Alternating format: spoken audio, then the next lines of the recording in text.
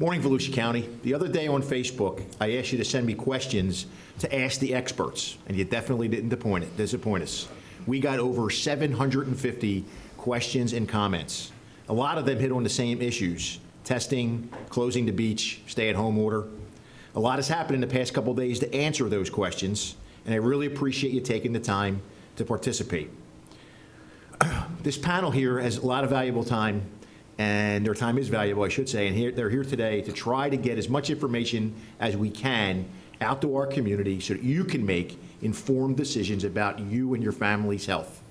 I think it's important to remember, as you hear these experts talk about different things that are going on in Volusia County, we cannot let panic and fear cancel out common sense. So I'm proud to introduce our panel today. A good friend of ours, Dr. Margaret Crossman, the Chief Medical Officer for Halifax Health. For the Volusia County Sheriff's Office family, Dr. Crossman was one of the first people on scene when she was off duty, her and her husband, to help out Frank Schofield during his tragic bike accident. On behalf of the Volusia County Sheriff's Office, thank you so much for what you did for Frank and his family that day. Thank you. Also, Dr. Joe Smith, Chief Medical Officer at IsAdvent Health. Holly Smith, Communications Manager with the Florida Department of Health. Our County Manager, probably the hardest working person in this room, George Reckenwald. And Dave Otati, the Regional CEO from IsAdvent Health. So thank you for being here. So we're not going to waste any time. We're going to get right into it. Holly, we keep getting asked about, will Volusia County have drive-up testing? I mean, that is asked all the time. I mean, where Every do you day. see that? Every day. Currently, there are no drive-up testing sites. There may be, private providers may choose to do that in the future. I don't see that on the radar at the moment. Currently, testing is available. We still have the resources to test, again, through providers.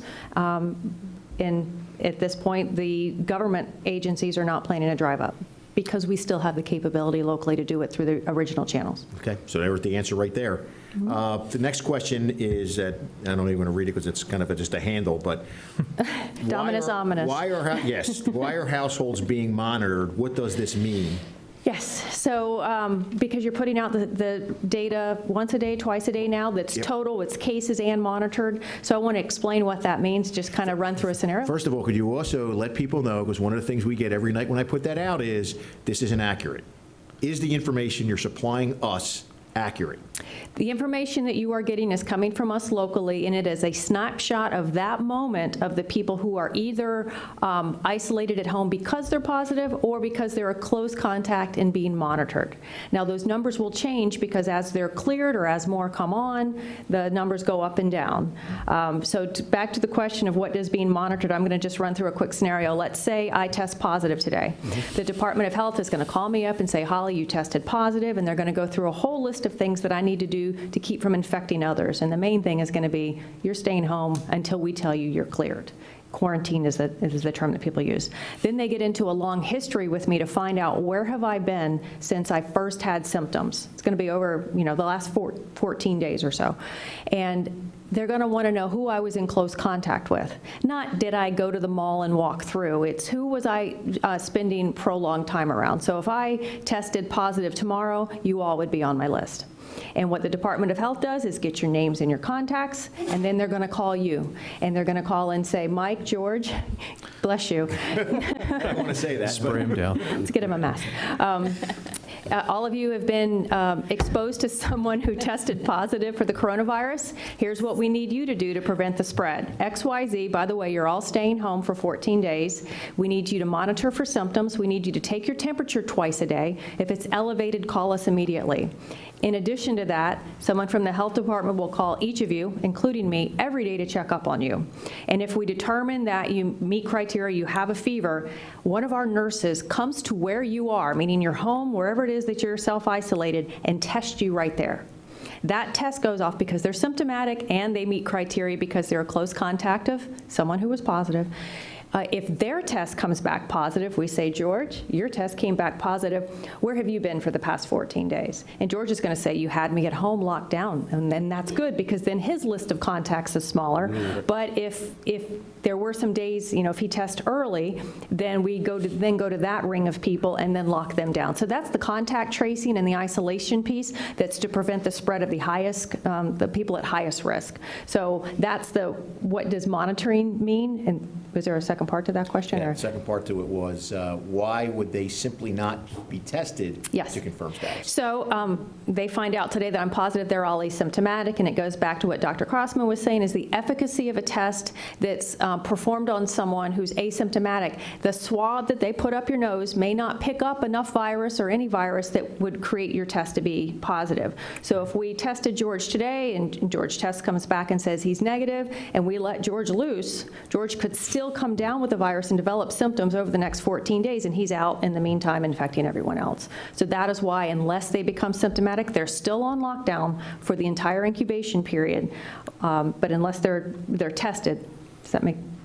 Just thanks for picking on George. Dave, So far, he's clear. I would add, I mean, possibly use the 14, but I think to what the doctor said earlier, with some of the advancement in testing in some of those scenarios, that's where some of this could help down the road, in that when you're a potential exposure and you've exceeded the time, enough time that, so you would definitely be self-quarantining for a period of time. That time might get shortened if you were able to get the test after 24 or 36 hours, so there's time for it to grow, but maybe not out on the 14th day. We may be able to shorten some To of do the it time sooner. if you have that test somewhere in that middle. When there's enough virus to be Right. detectable, right? Exactly. Or antibody. Yeah, so Holly's spot on. When you take a look at multiple countries and what's transpired, in many countries it's still ramping up. The few countries that we've seen that curve come back down have taken those exact steps. Let's take South Korea, for instance. Within a first week of them understanding that they had a virus, they started mass production. By week 2, they had over 100,000 tests being produced a week. Then they started mass testing of populations, was their second step. The third step is they started the quarantine process, and they started monitoring every person's place. They actually, through your cell phone usage, they can tell where you're going. They would quarantine you and track you all the way through and make sure that you're contained so that you're not spreading it. And the fourth step they took is they enlisted the entire public and said, please help us. If you see folks going out there, please help us enforce this. And with those 4 steps they took, the mass production, the heavy testing, the very strong quarantine, and then this enlisting of the public's help, they were actually able to curve that rate. And today you're like, wow, how do we get there? And I think those are things that we're still trying to figure out. We're still trying to figure out that mass production. How do we get that going? I mean, right now we have limited production. We're doing it in the hospitals to some limited degree. We're doing it on the public to some limited degree if you just have certain symptoms, right? We haven't gotten to that mass production yet. The quarantine, we need to make sure that's enforced. We need folks to listen to that, to adhere to it. And then we just need to enlist the entire public's help in actually enforcing that. And I think if you do those things, we have the ability to curb that. And public health, everybody looks to the health department as the one who does public health. It's a community-wide, public health is a response from the hospitals, from law enforcement, from our county partners, from individuals. They need to be responsible and help us prevent the spread by taking those mitigative or preventive actions of hand hygiene and social distancing and all the other guidance that may come out later today from the CDC. Dave, you brought up a great point. I don't sleep much at night, and I watched a replay of PBS NewsHour, and they featured Taiwan and their CDC having gone through SARS. They were so well prepared when they had, I think, 8 or 10 flights a day from Wuhan into Taiwan. And they did everything you just said went on in South Korea is what Taiwan did. And I think they have barely any cases of COVID-19 over there, which I thought was Japan, South Korea, Singapore, a number of those countries, they were able to curve it very quickly because they got on top of it very quickly. And we're still struggling to get on top of our counties and our state. A lot more orders coming out, and I appreciate that. And I know, again, it's for many people that's unpopular because you're like, okay, what's the count today? What's transpiring? But what the count today, I mean, just realize that our testing is, there's a lag in the symptoms, there's a lag in the testing, so by the time you actually start seeing the numbers, these things could have happened 2-3 weeks before. So we're always looking in the rear view window, going, what happened 3 weeks before is what the decisions we're making today. Yeah, I just hope that Volusia County residents, as they're watching this, and as America sees what's going on, this is really a test of our character as Americans. And I think we really need to remember that when you're holding these block parties, you're figuring, I don't have to follow anything that these people are telling us. And Holly, it brings me to a point, and I discuss this with Andrew Gann all the time. How many people have been diagnosed with COVID-19 who are now back in society? So what we call that at the Department of Health here in Volusia County is how many cases do we have who are cleared. So with the example, if I'm a positive case one day and the Department of Health is contacting me every day, they're going to be looking for my symptoms and looking for the day when it's been 24 hours when I didn't have a fever any longer. And that means without taking Tylenol or anything to lower my fever, it's a natural reduction of 24 hours of a fever or more. And then they say, okay, you've lost your fever for 24 hours. We're going to coming to you and going to test you at your home because you need to have 2 consecutive negative tests before you're cleared. So they come, they sample, it comes back the next day, 24 hours later. If it's negative, they repeat the test. If that one comes back negative, that person is cleared. If the first test comes back negative and the second one comes back positive because it detected the virus that the first one missed, you're still on quarantine and we start over it. You need to have 2 consecutive negative tests. That's how you become cleared. For a very small subset, there also is a way to be cleared that's with time-based from various, and it's probably too much to get into, that doesn't involve testing, but with both of those ways combined here in Volusia as of yesterday, I don't have the numbers as of now because we are getting the test around the clock, and I just didn't have time to pull them this morning. Right. But as of yesterday, between test-based and non-test-based clearances, there have been 8 in Volusia County. And today, that could be, depending on how many double negatives come back today, those numbers can, just... So Kevin Merkel, who asked this question, the answer would be 8. 8 as of yesterday. I don't have As of today's yet. yesterday. Okay. Yes. But Sheriff, and David and Holly touched on this, there's a temporal nature to this that just can't be accelerated, right? If 14 days is 14 days, no matter how hard we work on it. So, and the point I think that we all need to take from this is there are things you can do now that will help that data come in positively in the next 14 days, 3 weeks, 3 months from now, right? And that's what we need to be focused on, is what we can do today.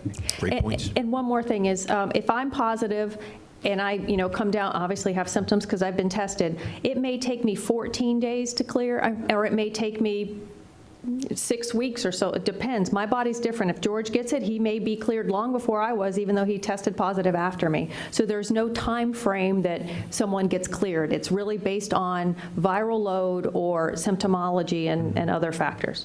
Great. I really appreciate that. That's outstanding, the answer there. And this one is one I get all the time. Nate Monk asked, a lot of people are using gloves in our stores around Volusia County. Can we talk a little bit about cross-contamination and point people back to washing their hands? And that's one of your questions coming your way, with soap, water, or hand sanitizer. So I think that people putting gloves on thinking that then protects them, all that is a covering over your hands, and guess what? You can't sanitize them now. So gloves will still pick up virus, still transfer virus. We hope you're not touching your face if you have gloves on, but you are touching other things and potentially transferring virus to those things, which you may later pick up with a bare hand. In the healthcare setting, if they're going to wear gloves, they sanitize before they put them on. They carefully take them off without spreading the virus, and then they sanitize their hands again. So you're not getting out of the need to sanitize your hands by wearing gloves. And also in the healthcare setting, they're wearing them for a purpose, a finite use, and then they take them off. They're not putting them on in the morning and going to the store and going to the gas station and spreading things all around and then taking them off later. So it is not a substitute. Hand sanitizing should be done with alcohol-based hand sanitizer, a minimum of 60% alcohol according to the CDC, or hand washing. That is excellent advice for any disease that you can pick up, any virus or bacteria. A dirty glove is at least as bad, if not worse, than a dirty hand. And I think that can't be overstated enough. Also, we've been asked, can you put on gloves in the morning, wear them all day, and sanitize the gloves? Without knowing the product information for every glove, it is entirely likely that the material used to sanitize those gloves is going to break down the integrity of the glove anyway. So gloves are they have specific applications where they might be useful, but the idea that you could put on gloves in the morning and not get this by the evening just doesn't fly. Same as the mask, right? Same as the mask. in your mask. Same as the You might as well mask. throw it away. Why you continue to wear it? Right.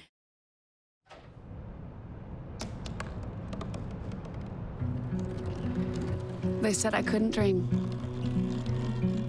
Called me a piece of trash and swore that's all I'd ever be.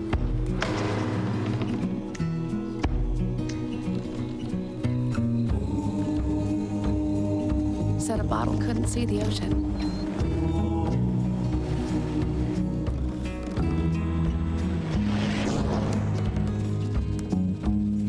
Give up. Go back to the dumpster.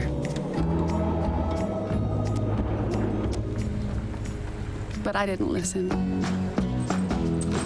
I made my way.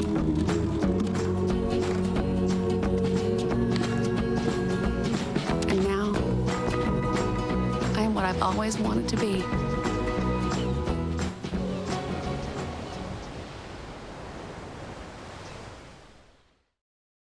Doctors, we got some questions for you. The first one's from Jennifer Petrowski. I keep hearing how heat and sunlight kills the virus. What about the cold? Mostly concerned about bringing home groceries. Having been wiping everything down, stuff that can sit in the garage without getting damaged can stay there for a while. But what about putting away cold stuff? Yeah, I appreciate that question, and I think it's on everyone's mind. You know, wipe down what you can, but get the cold stuff in the fridge, because it's probably worse to leave it out and let it get contaminated or ruined in some way. The key is that when you pull those things out of the refrigerator, because we talked about how long the virus can live on certain surfaces, again, there's a lot of factors, but let's say it's a plastic container that you put in the refrigerator holding something that you got from the grocery store. It can live for up to 3 days or so on a plastic container. So assume that. Make sure that when you pull it out, that you clean your hands, and then when you open it up, maybe wash your hands before you begin to come in contact or handle what's inside that plastic package. So just think about sanitizing, washing. Assume that whatever you brought in from the outside could have been contaminated. You hammered that home yesterday, you both did, about it lives longer, the virus lives longer on plastic than any other material. Yeah, and I think it's important to think about your mail and packages you have delivered, other things you're bringing into your home. You want to treat those like somebody may have coughed onto them. Yeah. And then, you know, we've been asked about UV light and sunlight. When we talk about UV light and sunlight killing the virus, we're talking about on a surface. You know, and I smile a little bit, but it's a reasonable question to a non-medical professional. You don't clear the virus by going and laying in a tanning bed, for instance, or you know, being out in the sunlight. That's not how that works. But a surface that is exposed to sunlight or UV light, that will actually destroy the virus more quickly than something that's in a shaded area. So that's what that's about. The packages, you're just fascinated by saying that, because on my way here, there was like 15 Amazon trucks Yeah. driving down the street, and I wouldn't think of, you order something and there's a package on your doorstep. You know, you want to try to just, you know, be very, very aware of your hands. Everything you touch that you bring into your home, you want to kind of isolate it. Make sure that you're treating that as though it might be the thing bringing this virus into your home. Right. That's great advice. Kaylee McComber asks us, is it true that medical treatment for malaria is working on patients? I know someone in Atlanta currently recovering from a bad case of COVID-19 and was using the malaria treatment has been the key to them. Sure.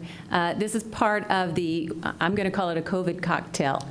So the malaria treatment, people know it as Plaquenil, it's chloroquine or hydroxychloroquine, which is a less toxic form of the chloroquine, one that we use more commonly. It's not only used for treating malaria or preventing malaria when you travel to another country, but it's also something that we've used in our rheumatologic disorders, our autoimmune disorders like rheumatoid arthritis and lupus. So it's got a lot of interesting traits to this medication. Not only what we think is that it helps decrease the virus's ability to replicate. But the other interesting thing about this drug is it helps with an aggressive or over-aggressive immune reaction, because we know the part of this disease when someone gets into trouble, you know, that 5% that gets into trouble and gets a really serious respiratory syndrome with this, part of that problem that they have is an overly aggressive immune response that's actually destructive. We call it a cytokine storm. And so perhaps that's one of the mechanisms. We're really not sure, but it seems to be helping. And if you add the azithromycin to it, which is another antibiotic, it seems the two together have some synergism that are very helpful. It's not a one bullet for all, but it has seemed very helpful. The other things are, I'm seeing more zinc being used in those cases. And vitamin C was popular for a little while. I'm not seeing as much of that.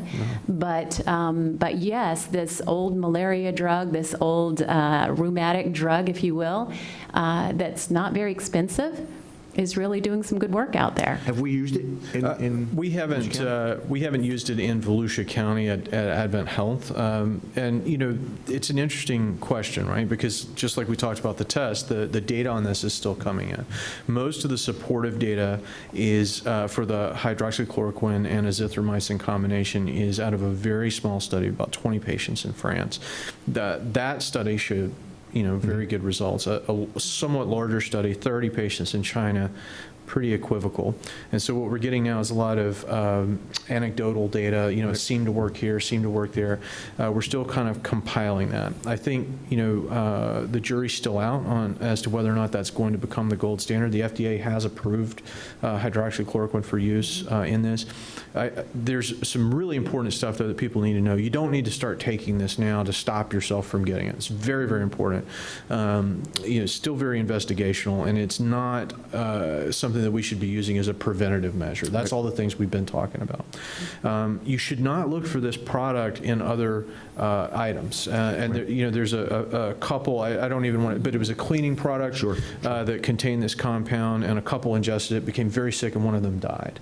And so, you know, there's no reason for you to go out and try to find hydroxychloroquine. If you're in the hospital acutely ill, that is something that we can try if it is appropriate for you. Doctor, you Yes, and indicated you just guys may have used it. We have used it in our containment unit, and we're seeing some success. It's not the one bullet for all, and we have had 2 patients who we did treat with it who have gone home at this point. And I concur, and I'm glad you emphasized that, because you don't want to just try to start these things. Really, as I said, it has something to do with the anti-inflammatory piece, the antimicrobial, and only if you're getting into that 5% of population who seem to have that more complicated respiratory distress syndrome. So it's not that, you know, that you need to be trying to do it in advance or get on it just to prevent yourself from getting it. And these medications themselves are not a free lunch, so to speak, right? They do both have a relatively small, but there's a well-described cardiac risk to both of these. And so you'd want to be screened in advance for something called a prolonged QT before you start these. So it's really important to follow the recommendations of your physician. Great advice. Let's see what we got here is from Eric Riley. If you catch COVID-19 and recover, can you catch it again? First question. Do you want to take that one? Either one? So again, small data sets, what's coming out of China. And so like Holly had talked about, to clear it takes some time. So we're really just now able to look at that first cohort of patients that have contracted this, recovered, and then subsequently cleared the virus. The number of patients that have reinfected, based on what I've seen so far, is a very small number, something like 3%, 5%. And I'm talking about in Wuhan, China, where this was endemic, right? So the best data that we have right now shows that the vast majority of patients who get this and clear it do not reinfect. Yeah, and I will add to that, some of that data indicated that maybe it was that secondary cytokine storm that they were actually seeing, and just more of a continuation in that worsening that happens in that small subset. So we're really not sure, but we think that the immunity, and that's where some of the treatments, the experimental treatments and the research around that is that your immune system kicks in at about the 3 to 6 week mark. You may have the most protective antibody at that point in time. That may not last, though. So that's where we get that plasma to do those experimental treatments. We hope to learn more about that. But beyond that, we anticipate that those antibodies will begin to die back down. And the other factor is this COVID virus, as we've talked about, the little enzyme that's responsible for causing it to replicate and duplicate itself, does some crazy things. And so it's changed a little. And the strain we're playing with today may not be the strain we have next year when this comes around. So we have to keep that in mind. The good news is some people will likely retain some memory in their immune system, not that it would be out there in a big antibody response that's just constantly floating around in the plasma, but a little bit of memory tucked away that perhaps will have some cross-reactivity and provide some protection if you're faced with something similar to what we're seeing right now. But we don't know. That's the bottom line, and a lot of research wrapping around this to help us get those answers. Dave, second part of that question is AdventHealth ready if that curve continues to jump dramatically? That's an excellent question, and thank you. There's several components to that. Are we ready? The first thing for me is making sure that we plan correctly. So we're working very diligently on what that plan looks like. Again, the social aspects of this and trying to bend that curve as early as possible is huge for us, because it will depend on how many patients may end up with COVID-19 and end up in our organizations. And depending on that, will depend on the amount of resources that we need. So the first thing is planning. And, if it's mild, this is one component. If it's medium in our community, it's a different one. And if it's critical, if we get to a huge amount of folks being infected, that's a different number, if you will, altogether. So we're working through those different stages and having different plans for each one of those stages. So the planning aspect is one issue. The second piece is our team, making sure that we have the right teams, that we're keeping our teams safe, making sure that they have the right equipment, make sure our doctors, our staff, our community, our first responders, all the folks that will be required to handle this are we keeping them safe. And that's why we've implemented many different policies already, like the no visitor policy with certain exceptions and other components to it. Testing of everybody that's coming into our doors are now being tested with temperature checks and other folks. And we're just implementing more and more things because we want to make sure that our teams are safe as well, not only here, but also in their households and so forth. And then the third thing that we've touched a lot about is the resources. And we, 2 months ago, when you said PPE, most folks are like, what's that? Today they can describe every aspect of which one's critical, which one's not, which ones I'm hoarding, which ones, it's just a whole different. N95 is a household word. I need one, it's like everybody needs it. So you end up with that component. The resources is a big issue. So we're looking through that piece and saying, what are the resources that we have currently? Ventilators, anesthesia machines, all of our rooms, cohort units. You're seeing all kinds of aspects. And again, if it's mild, we have one plan. If it's medium, it's a different plan. If it's critical, it's a different plan. And that's why it's just so important to curve that, because when you get to that critical stage, we'll have all hands on deck everywhere trying to do our best, and that's very critical. And then the fourth thing would be the actual operationalizing of our plans. And so we're working through 4 different steps on that, all concurrently, to be able to be ready. And I would tell you that our team is working a tremendous amount of hours at IsAdvent Health and Halifax, I'm assuming as well, to make sure that we're as ready as can be. But each one of those plans require a different set of labor and resources and operationalizing that could really tax our healthcare system. Dr. Crossman, Halifax? Yes, I agree with everything that you've said. We've got a task force that is staying focused, looking at and trying to project and watch the projections that are happening, making sure that we're following that along and preparing, keeping our storehouse up, making sure everybody's on the same page with what they need to use of that PPE and what they don't need to use of that PPE right now, and what some of the plan Bs and Cs might be should we need them. Stay connected with the latest Volusia County news, events, and updates on our social media channels. Like and follow us on Facebook and Twitter. Catch up with previous stories on YouTube, or just head over to our website, volusia.org.